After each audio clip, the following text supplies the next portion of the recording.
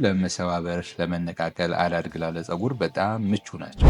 እንግዲህ ይሄ ደግሞ ሄር ፉድ እንግዲህ ምንድነው ለብቻው ያለው ሲባል የዱባ ፍሬ ዘይት አለው፣ ሌላም ነገሮች አሉት እዚህ ጋር ጽፈናል። እና እነዚህ ደግሞ ብቻቸውን ችለው ይሆናል።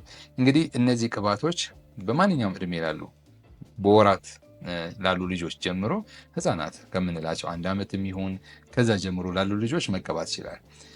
ከዚህ በፊት እንደነገርኩሽ ምንም አይነት አርቲፊሻል ኢንግሪዲየንት አንጠቀምም፣ ፕሪዘርቫቲቭ አይኖረንም፣ ፉድ ግሬድ የሆኑ ነገሮች ናቸው። ያ ማለት እንግዲህ የፀጉር ቅባት ነው፣ ወደ አፋችሁ አስገቡ እያልን አይደለም። ሁሉንም ነገር ግን ምንም አይነት ነገር አርቲፊሻል ኢንግሪዲየንት ወይም ደግሞ ሲንቴቲክ የሆነ ነገር እንደማይገባበት ለመንገር ያክል ነው።